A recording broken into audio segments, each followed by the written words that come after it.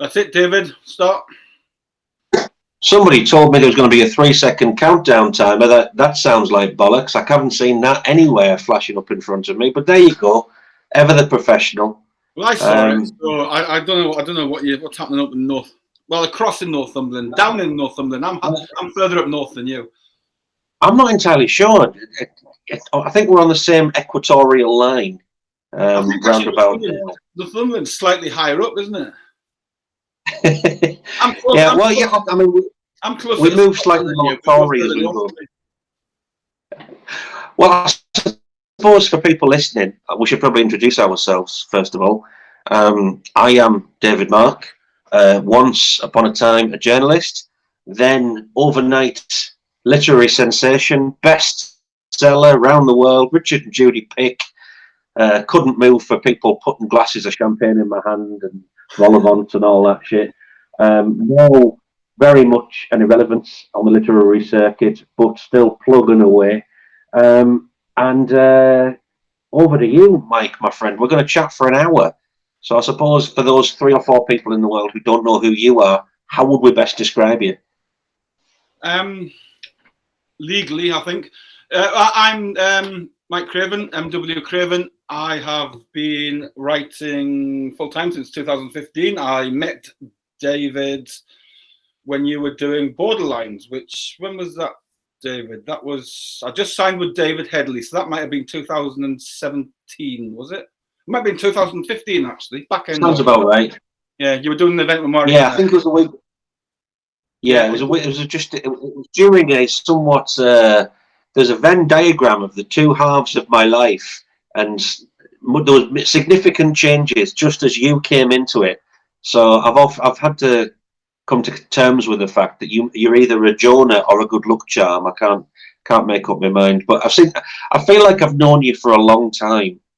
Yeah, it does. Possibly, it does. I feel as though I understood you from the very moment that we met. Nobody else does. Yeah, I mean, because I didn't have a publishing deal then. Possibly my first book was out with Caffeine Nights. I can't remember, but you sort of took me under your wing a little bit because we went back to the bar, not the Marriott, the hotel you were staying at in Carlisle, and we had a few drinks. It was you, Mari Hannah, and Antonio Hodgson.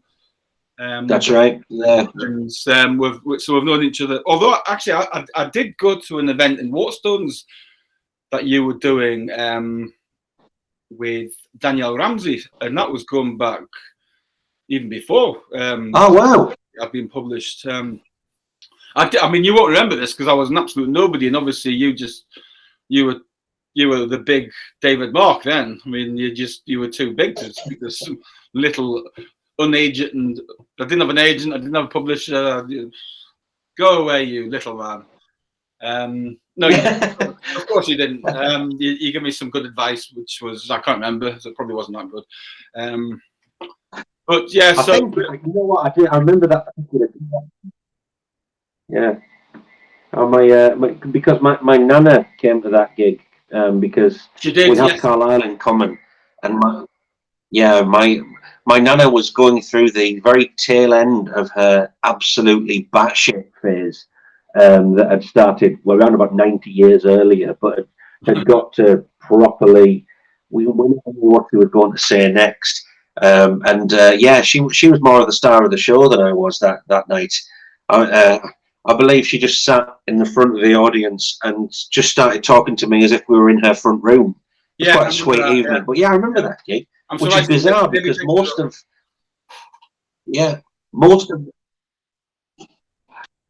because so much of my life from that time is a complete blur.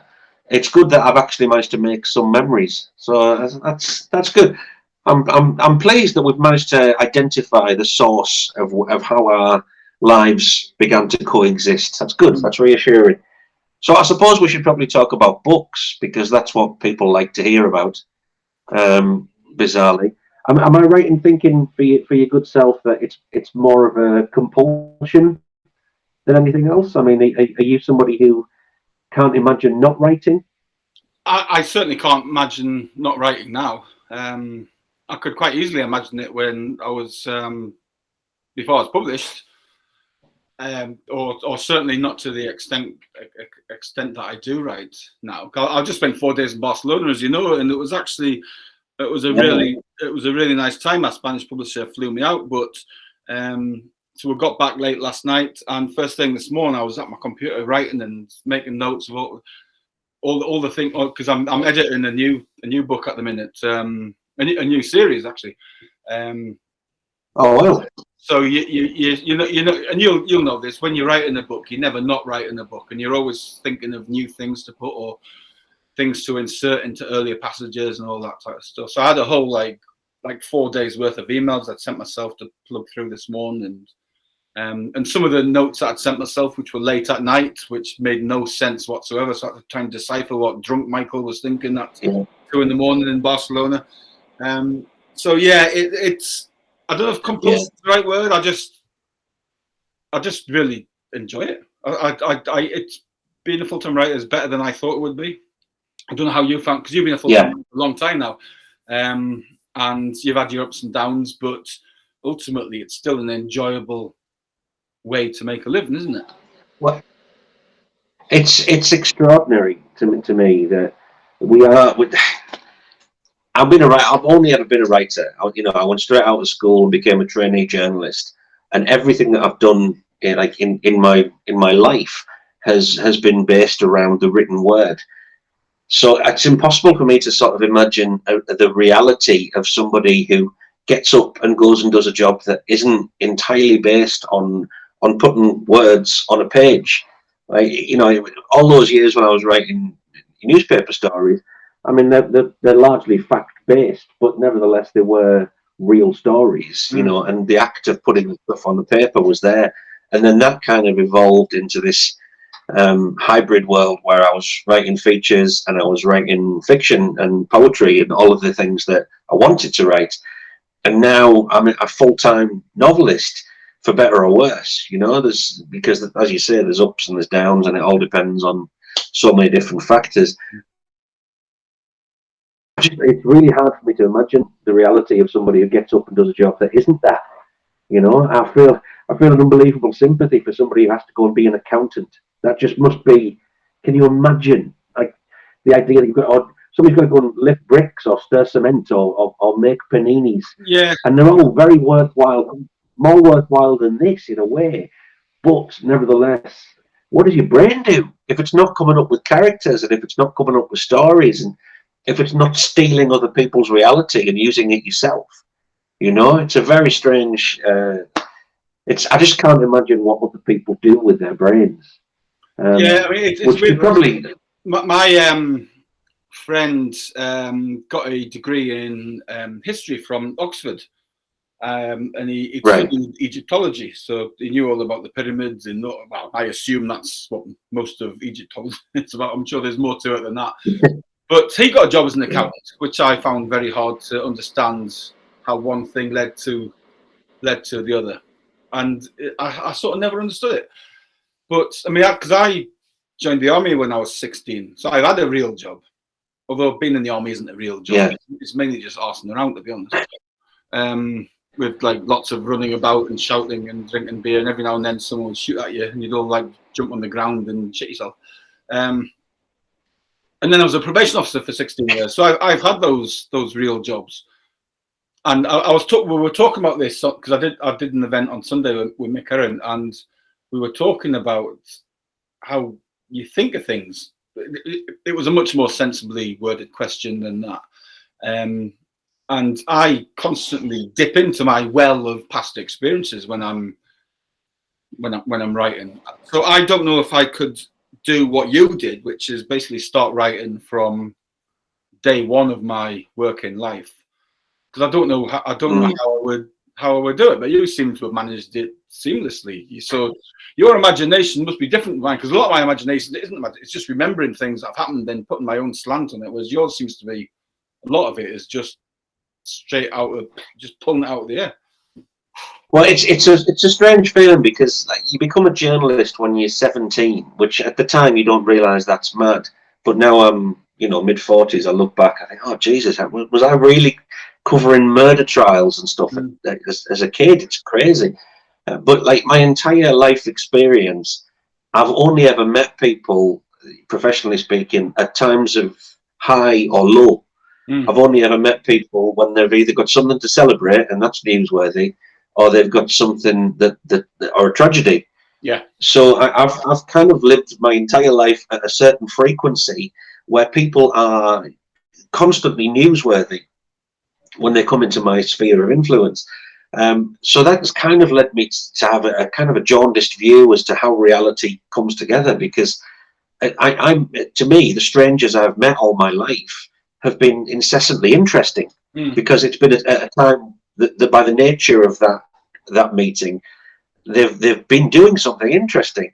So therefore, I've got a well of other people's experiences that I can dip into. Yeah. But the authenticity that I can bring up, I hope, is I know what it's like to be in those rooms at those times when people are receiving the worst news of their life, or when they are fearful they're about to receive the worst news of their life, or when they've just won the lottery, or their kid has graduated from whatever it may be.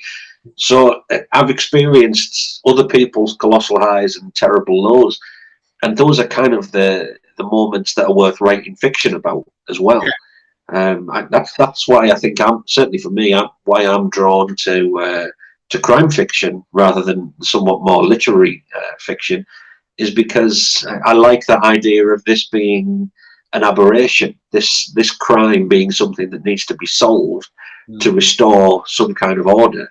But by doing that, you're allowed to explore the characters affected by it, and that sort of allows me to quench that literary thirst at the same time as writing something that might actually sell.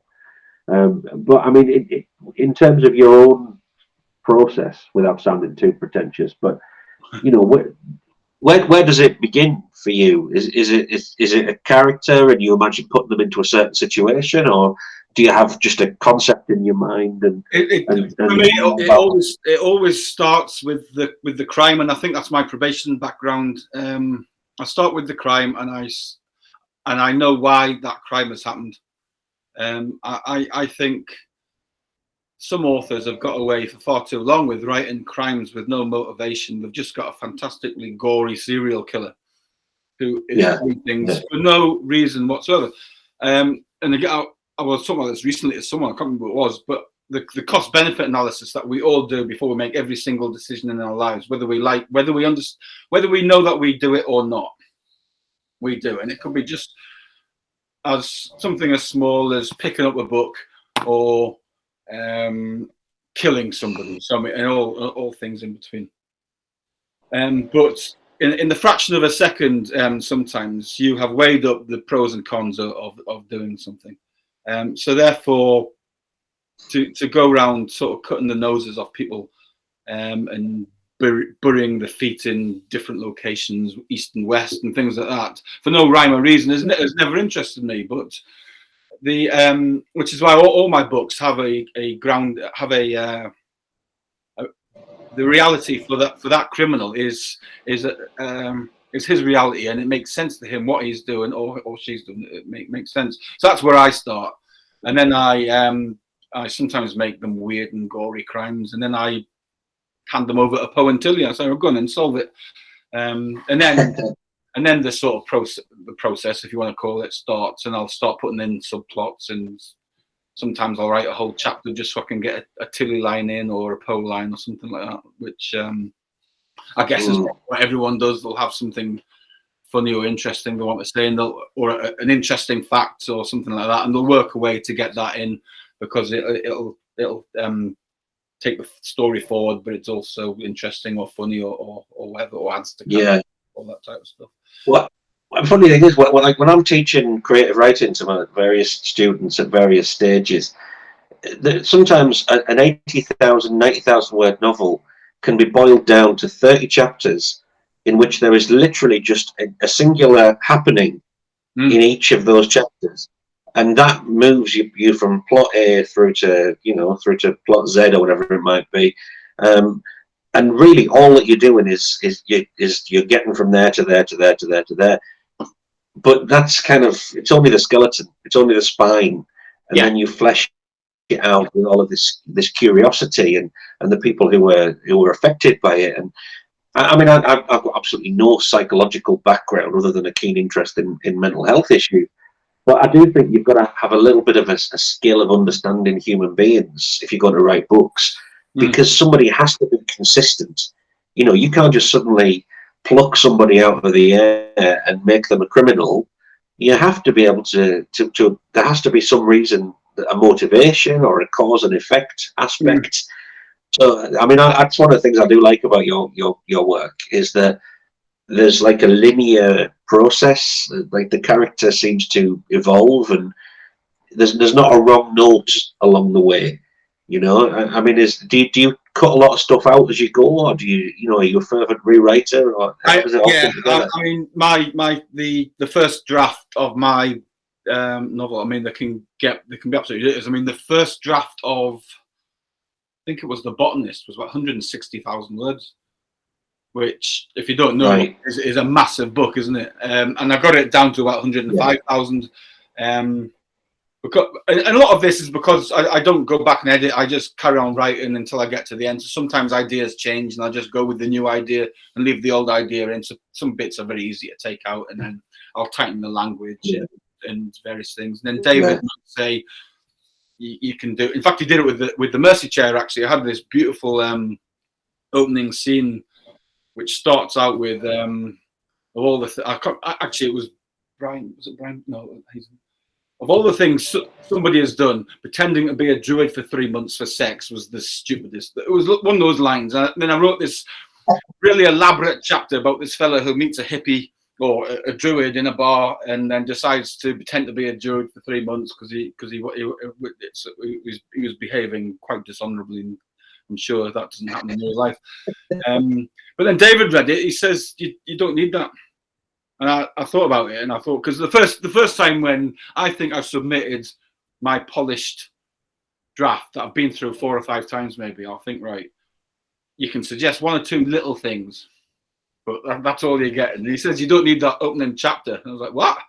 And then I'll think it, and I'll stop sulking, and then I'll say, "Yeah, he's absolutely right. It didn't actually add anything." Well, that wasn't going to come. That is the hard bit, isn't it?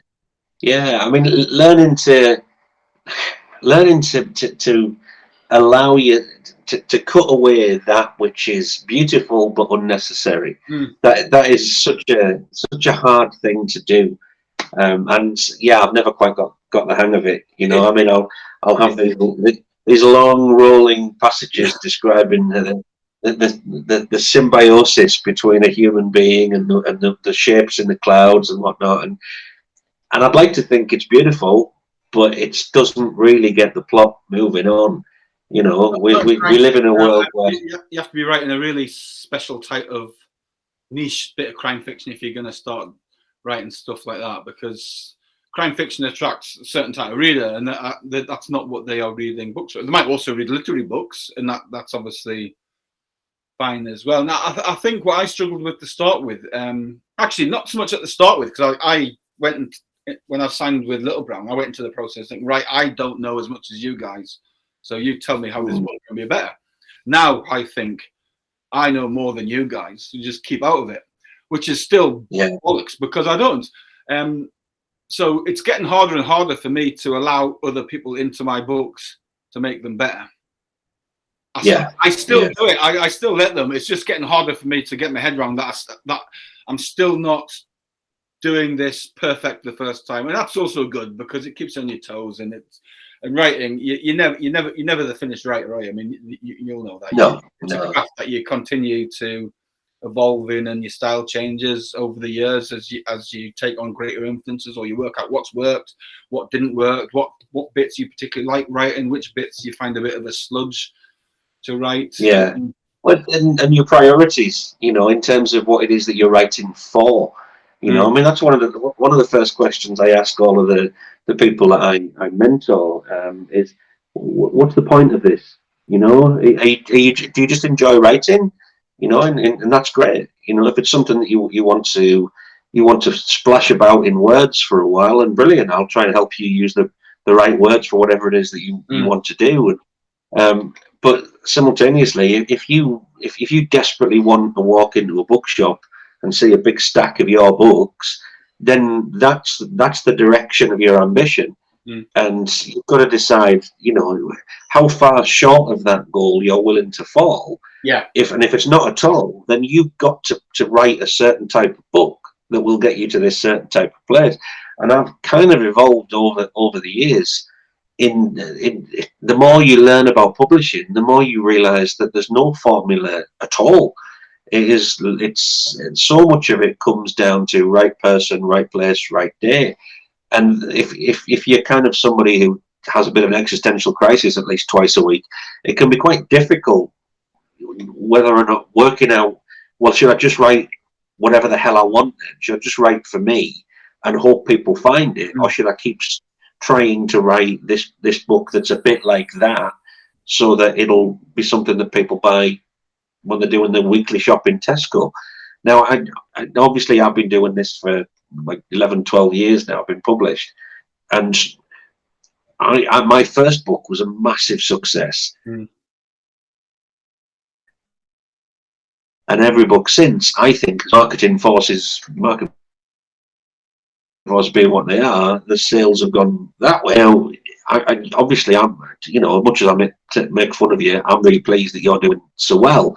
But I mean, whereabouts do you feel as though you are career-wise? Are you happy to have another couple of smashes and then just have a nice quiet 40 years after that, or do you want to be at a certain point all the way through your career? Well, I mean, it's a weird one, isn't it? Because my sales are continual climbing. I mean, they are on a sort of year on year. I mean, there was a 400% increase between the Craven and Black Summer in sales. I mean, it is going like that. But that brings its own pressures. One of which, I mean, the new series I'm writing now isn't actually a new series. I mean, you just sort of jolted my memory there when you said, "Are you going to write what you want?" And way before I wrote Poe, and before I wrote the second Fluke book, actually, I just wrote what I thought was a rather silly action thriller, and I did it purely because I wanted to write something in the first person, because I'd never tried that before. And I found it really difficult, actually. I couldn't get my tenses right, actually. I was slipping between present and past tense. It was very odd. When I read it back, whoa, how has that happened? But during the first lockdown, my editor just emailed me. Said, "Look, have you got anything have you written anything that I haven't read?" So I sent her this book, this action thriller set in the US. And she loved it and she bought it. And it's out next summer. But now they want that's the book I'm editing now, actually. And editing yourself from 7 years ago is an experience I think every writer should try and do once. I was a big fan of I was a big fan of adverbs in those days. He smiled slightly. So that's an interesting process. But now they want more than they want that to be the start of a new series, and they want to publish 2 books a year, and so that brings its own pressures as well, because I'm not a young chap anymore, and I don't know is the answer to that. I don't know if I want the pressure of being one of those mega brands. I mean, it'd be nice to have the money and just be able to dick around, writing 1 book a year and going to Harrogate and getting drunk with your friends and not having to have to do press things all the time. That would be quite nice. But the two things just go hand in hand, don't they? It's difficult to know, because like everybody wants to have colossal sales and like critical appreciation. That's the golden goose there, isn't it? That's the perfect. But it doesn't seem as though you can have both without losing a little bit of yourself along the way. Because I mean, I certainly feel like everybody's delighted to see the new Jack Reacher TV program. It's wonderful. I enjoyed every moment of it. I watched it. Well, it was great fun. But it was almost as if like Lee's the writer, Lee's the creator of that. But that's a level of success that means it's not really yours anymore as a writer. The readers have more say in that world than you do, and find that quite hard, because I'm quite lucky with my character in that readers seem to get him, seem to like him, but they also seem to get him wrong sometimes as well. And thankfully, because I'm not at Lee Child level, I can just say, well, thanks for your input, but you're wrong. But it must, if you look at how much stress the poor guy went through with casting Tom Cruise, and and everybody's got an opinion, and it must be quite difficult as a creative person to silence that background noise. I know the thing is, Reacher said nothing. I don't say nothing. That's my trouble. If somebody doesn't like what I'm doing with my book or with my life or something, I feel jolly well entitled to inform them of their twattishness. So maybe it's probably just well that I'm muddling. I'm peddling away down in the lower mid list. I think that might be the safest place for me. But anyway, that was a digression that meant nothing. We've got to be less nice to each other for the next half an hour, Mike. Anyway, people have quickly go through the questions. We'll do that. I'm putting my reading glasses on because, like I said, I'm old. All right, hold on. All right.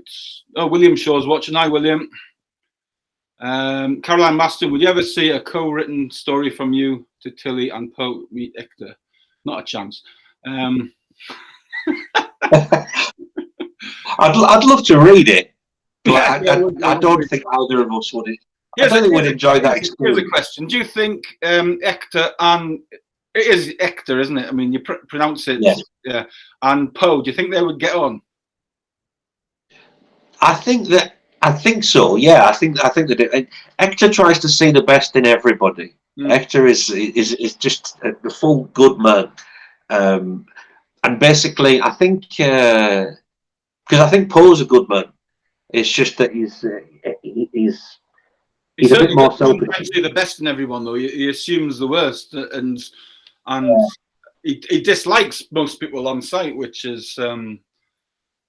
Yeah, I think probably Poe would find McAvoy a little bit holier than thou, which would make McAvoy feel dreadful, and he would try and find a way to to show him that he of him as a human being. I'd actually be more interested to see Tilly and Pharaoh. Certainly. And I mean, that's usually the way to make Poe like it, is to be good at your job and to work hard. And I think Tilly and Hector would get on reasonably well, because Tilly sort of sees the goodness in everyone. To her. Well, I mean, McAvoy's journey, as it were, without sounding too X Factor, but he was too much of a Boy Scout in the first one. And the things that he's seen and the cases he's been involved in, 10 books later, of course, he's going to know that he was horribly naive when he began. But trying to keep that essence of Hectorness while still leaving room for evolution, that's quite a hard thing to get right, because you never know at what point a reader's going to jump into the series. So that's a bit of a struggle for me, because it must be quite nice to write the same kind of, like a Poirot, where it's just the same character. It doesn't matter what point in their career they are. There's no evolution required. But I think they get on. I don't think we'll ever write that, Mike. To be honest, I think that we'd probably hate that process. I can't imagine it would be fun at all. To be honest. No. What? How do you do it? Without buttering you up, I think I would be quite intimidated to write with you, because your writing has such a lyrical, beautiful quality, and I don't think you could actually stop doing that even if you tried.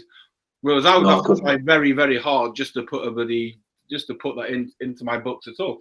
I mean, how you're not the biggest author in the world, I really do not know, because I mean, it comes as a shock to me. I read some of your stuff, and I'm like, I just couldn't write like that. I mean, I could train for 20 years. I could take your creative writing class, and I still wouldn't be able to write like that. Well, it's very strange. I mean, like you gave me some advice a couple of months ago, didn't you? That maybe I'm writing the wrong types of book for the style that I write in. because I mean that one you recommended to me, we begin at the end. Yeah. You were 100% correct. I mean, that's such an exquisitely beautiful book, and there are others like that out there, and I think that's kind of the niche that I like. But I don't know. Like you say, I can't change my style.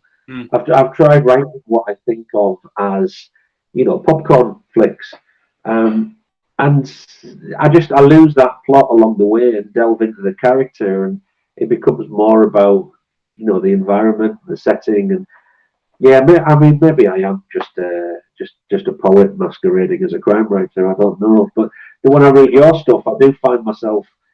I admire the intricacy of it so much, and I like the fact that you pull the rug so well. Yeah, who knows? Maybe between us, we're an incredible writer. Yeah. I mean, because my style of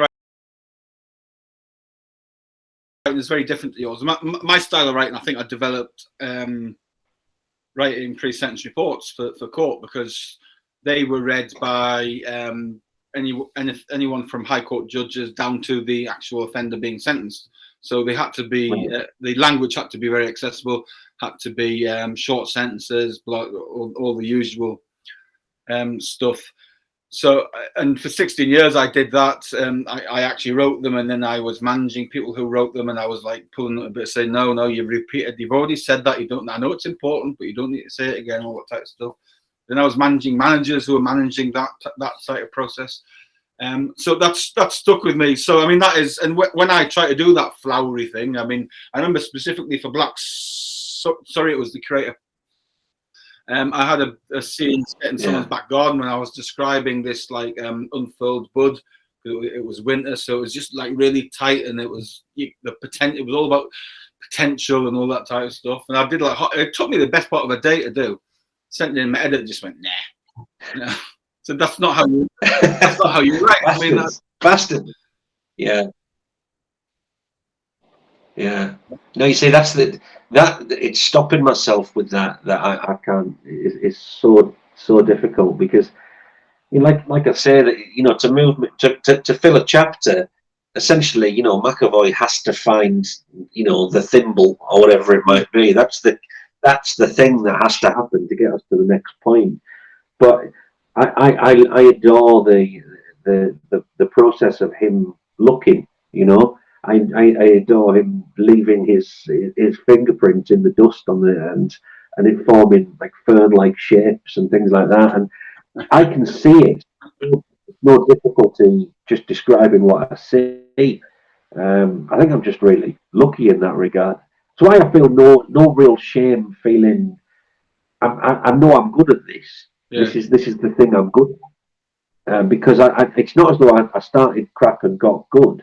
Like I'm lucky. I was given a gift. I could write. That's it. In all other things, I'm absolutely shit. I mean, as a functioning human being, I'm shit. There's no two ways about it. So I think on balance, I'm allowed to say, yeah, I'm really good at this. I think that's okay. I think it evens itself out. But there'll still be people who think that I should be more frightfully English about it and deferential.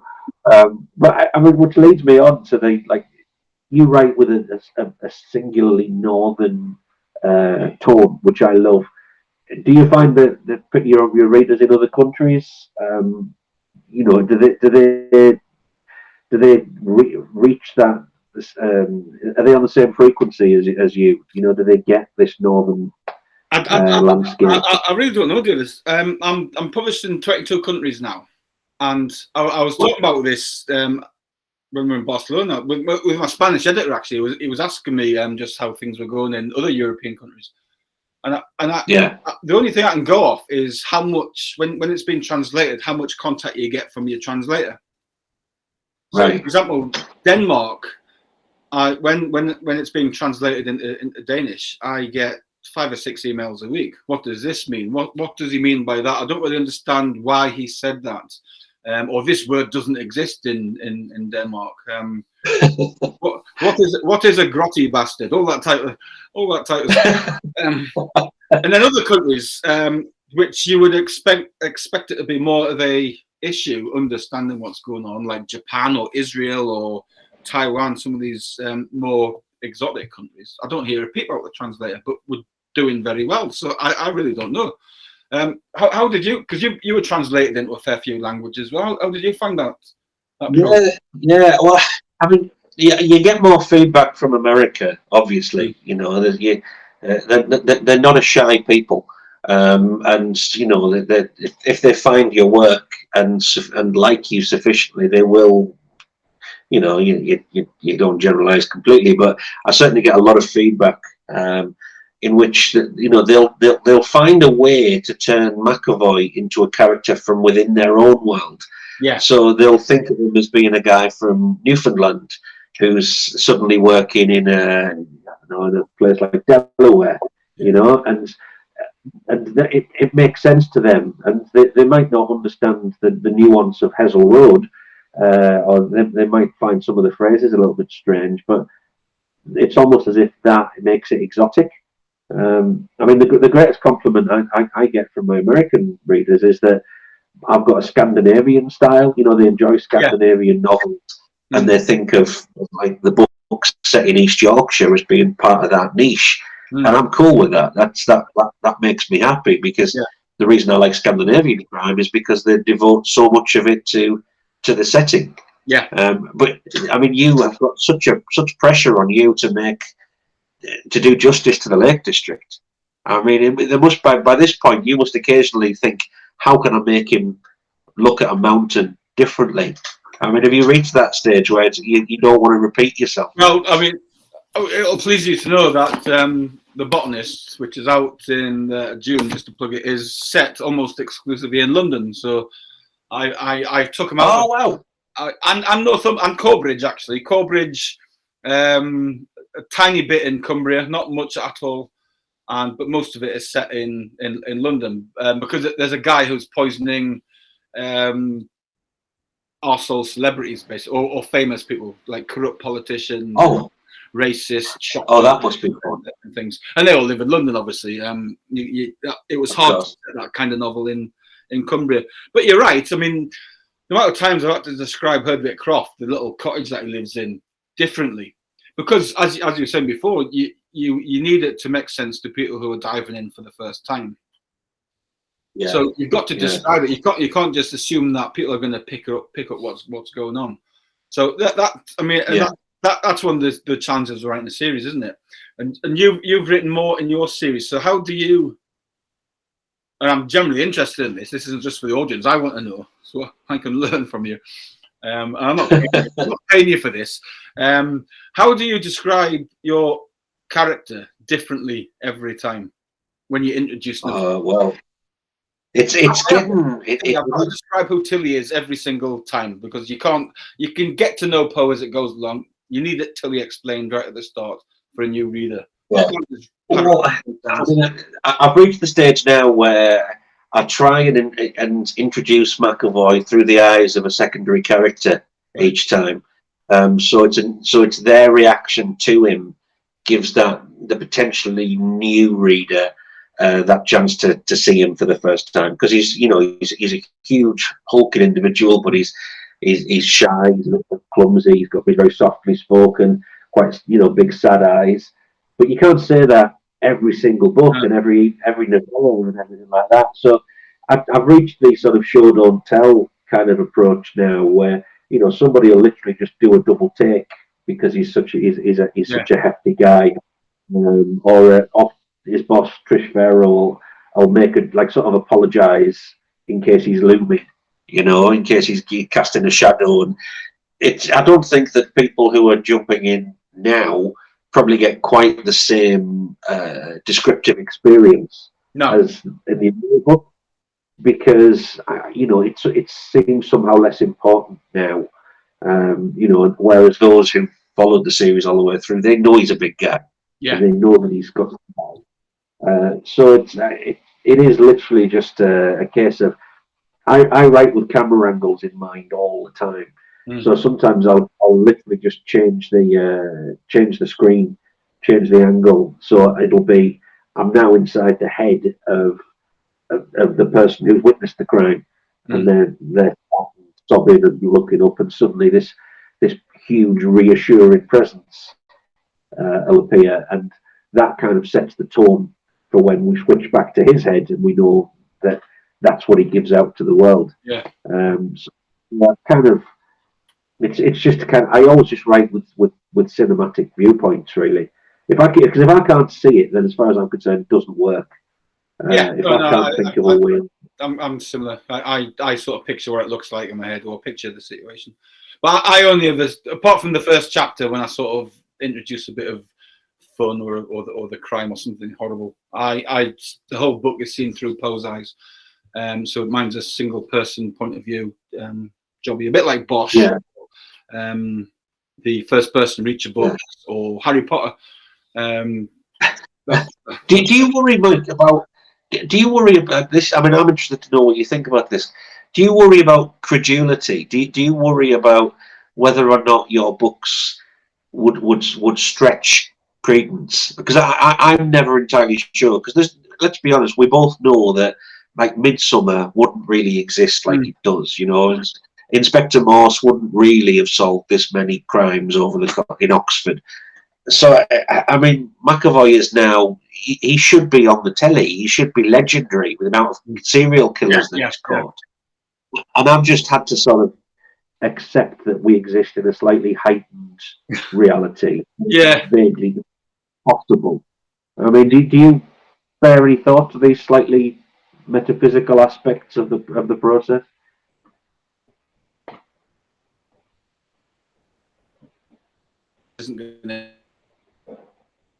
I think I've lost you for a sec, Mike. You there, mate?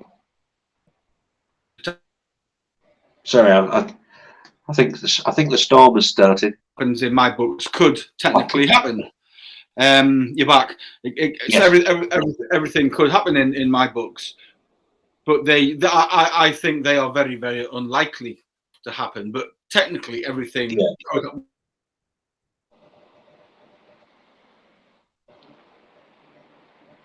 Like 2 million to 1 odds, or things like that. But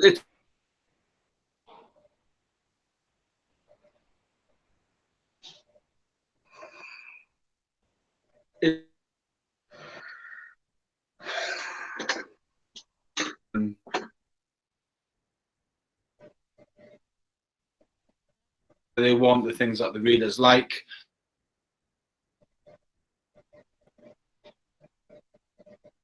Because on my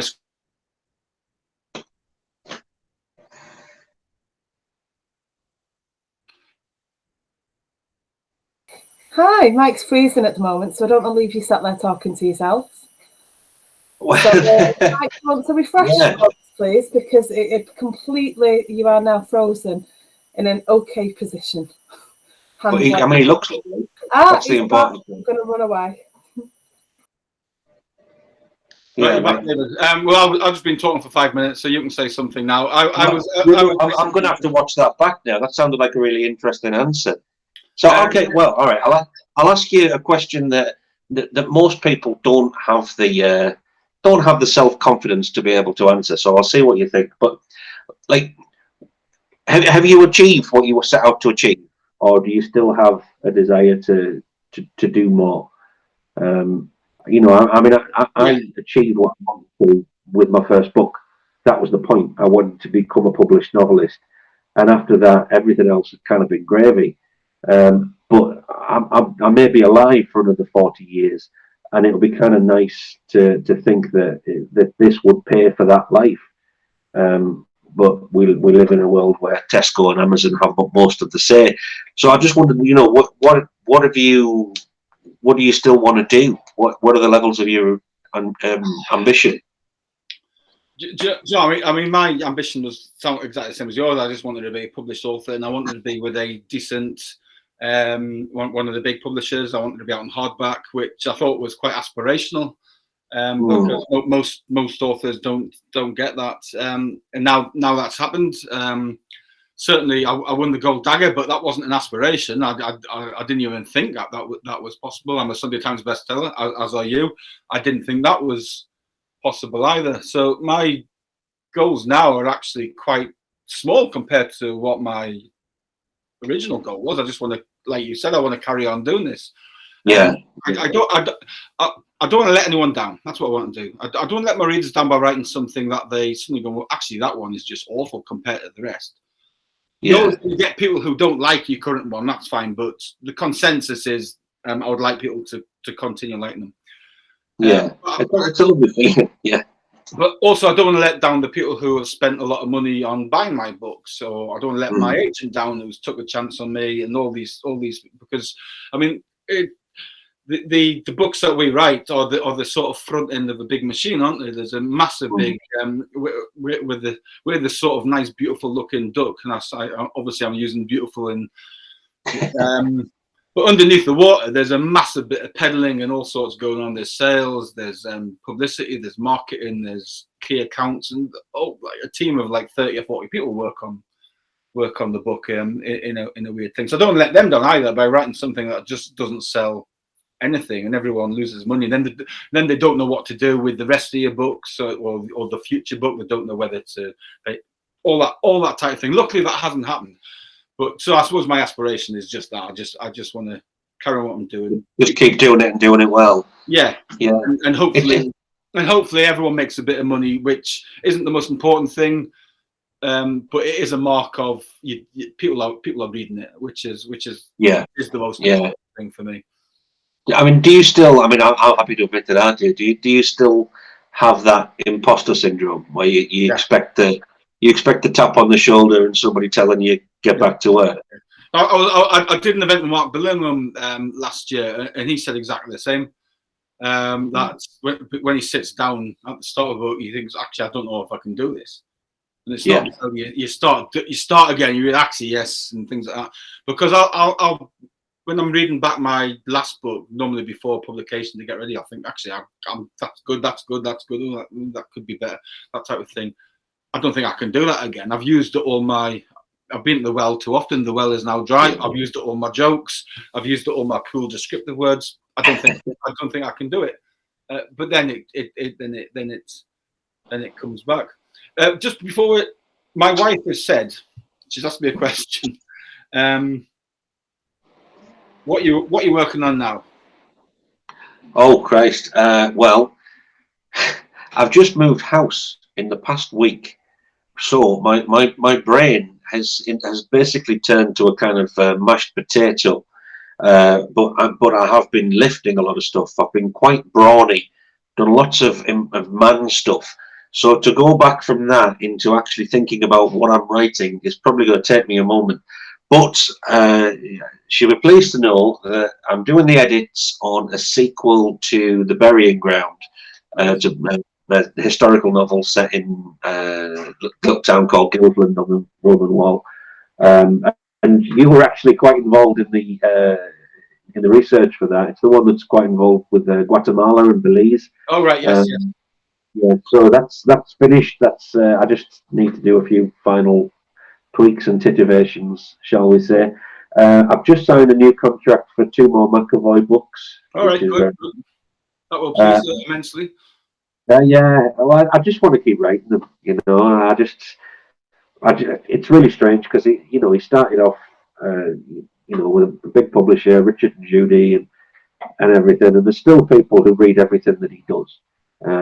But then there are other people who literally never heard of the guy and might find their way to it through a library or whatever it might be. And it's a wonderful feeling. So I just want to keep doing it. They're the stories that I like to tell, and they've just got that something about them, you know. But then I've just finished another standalone, I suppose I'd call it a thriller. But at the moment that's out in the world. Hopefully somebody will buy it. If they don't, I'll put it under the bed, and we'll see what happens. But I'm not running out of ideas. I mean, writer's block has never been a thing for me. Idea wise, it's the opposite. I have too many, and it's sorting out the wheat from the whatever that stupid saying is. I say it wrong the other day. Don't you find though? Don't you find publishers move so extraordinarily slowly? Yeah. That you want to shake them. It's like if you, this was the thing, because I was so excited to be a published novelist when I first started out, that every time they said, "Do you want to come down to London? We'll put you up, we'll take you for lunch, we'll take you for dinner and stuff." I was like pig in the city. It was just like, yeah, let's do it. This is all part of that experience. And within a couple of years of doing that, all I wanted to do really was get on with writing. That was really all I wanted to do. All of that other stuff was just froth. So it's tricky to know, quite how much of that to invest in emotionally. But I'm certainly pleased that, much as I'd like to have the big fancy launches that I used to and everything, I realised that I spoke a different language to publishers when they were giving me, well, we don't like the final third of this novel. It doesn't quite work. So 2 days later, I'd send them another 30,000 words that were fresh and better. And they'd be like, well, how did you do that? Don't you want to spend more time on it? And I'd always be like, no, because that's the speed you work at. I could spend 10 years faffing about with this paragraph and it'll be no better than what comes out of me, because that's the way I work. Yeah. So the difficulty of, when you only got to write one book a year, what do you want me to do with the rest of my time? This is all that lives in my head. This is all I think about. I look after my children and, love my partner and try and walk the dog when I remember to. But other than that, my brain is all on writing. So the idea that you're somehow cheapening your brand by writing 3 or 4 books a year, I don't think that's true. I think you're just working better. You're just working more intensely. Whereas it's a funny one, because I got asked the question at the weekend, would I ever set a book during COVID? Right. And I said, well, there's 2 reasons. I probably wouldn't, because it then dates the book for a start, although maybe not so much because this is a big global world event. But the main reason is you'd have to be writing it about 18 months before it even started, because for me it takes a year to write a book from start to finish, really. I mean that's not particularly knocking myself out. And then it takes 18 months from me submitting it to be published. That's 2.5 years. So if I wanted to write a book set in COVID, it wouldn't be out till 2024, which hopefully COVID is like the thing that is not a thing that people want to be reading about, because they want to just have forgotten the last couple of years. Well, that's one of the tricky things, isn't it? Because that's why you end up with this raft of imitators, in the echo chamber of publishing. Because something will come out and it'll hit and it'll be really successful. So publishers will start snapping up things that have got echoes of that, but they won't come out for another 18 months. Yeah. So it means that you're hearing about the girl on the bus. It's still getting more of those coming out like 3 and 4 years down the line, because at that moment that was what was hot, so they bought it. But then it comes out and it doesn't, and readers have moved on. Yeah. And suddenly that writer, they've written something that they thought was exciting, and the next that they're a victim of circumstances. That's so difficult. Things like covers and things, isn't it? So the Thursday Murder Club's a global success, and suddenly every cover looks like the Thursday Murder Club. So there is a certain amount of chasing the money with publishers, or chasing that elusive book where they haven't spent a lot of money on the advance, and it just sells like by the million. We're getting towards the end, David, so I'm just going to quickly just run through the questions. Someone said I would worry about what was happening in translations. Yep, I do. Sam said, I wonder what wobbly eggs are in other languages. Funny enough, nobody's asked me that. And there's a line in one of my books. Poe, he was too old to be wrestling on the floor with someone off the tits on wobbly eggs, which is it might even be Northeast slang for benzos, I think, for drugs. But nobody's asked me about that. So obviously they've just went with it in Japan or Taiwan. Wobbly eggs. We're just gonna write that. It won't mean anything to our readers, but there you go. Well, you can tell a lot from context, can't you? Yeah. Mike, are you a Carlisle, Newcastle, Sunderland fan? Newcastle. David, what's the yum to book exchange ratio? Do you understand what that means? That's off Donna Moore. Is that from Donna, by any chance? Yes. Well, essentially, the books and Yum Yums are two of the greatest things in life. So I think, to be honest, I'll take one of those packets of 4 Yum Yums. It's probably worth I don't one. know what a Yum Yum is. You're talking absolute. Yeah, seriously. Do you never go in Greg's? What are you talking about? A Yum Yum is like. I'm MW Craven. I only go to the Ivy. No, I'm back in. I honestly don't know what they are, mate. Okay, they're like a long, twisty donut, and they're glazed and they are delicious.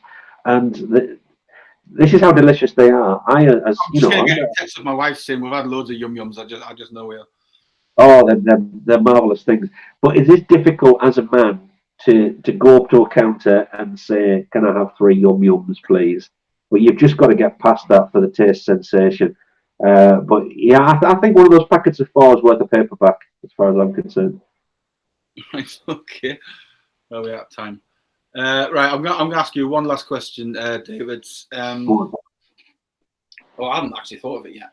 All right. If you could collaborate with one other living author, or dead author, actually, not living author, because I won't have heard your weird, obscure dead ones. Who would it be? Oh, I think. Oh, well, could be. There's several, but we haven't got much time, so I'll say Leslie Glaister.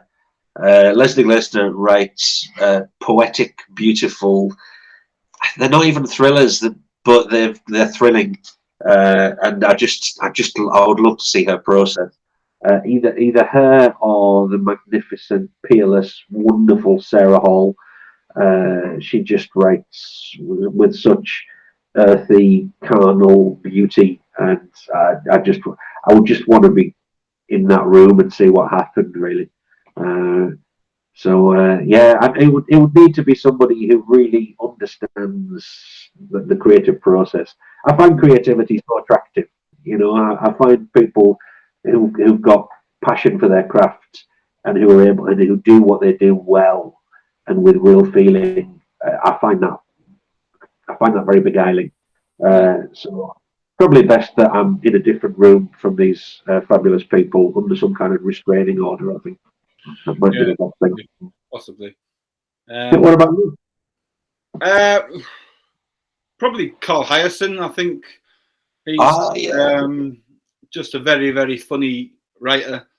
But he doesn't write comedy crime capers. He writes quite serious books. I think he's got Elmore Leonard's knack for writing just such funny low life characters.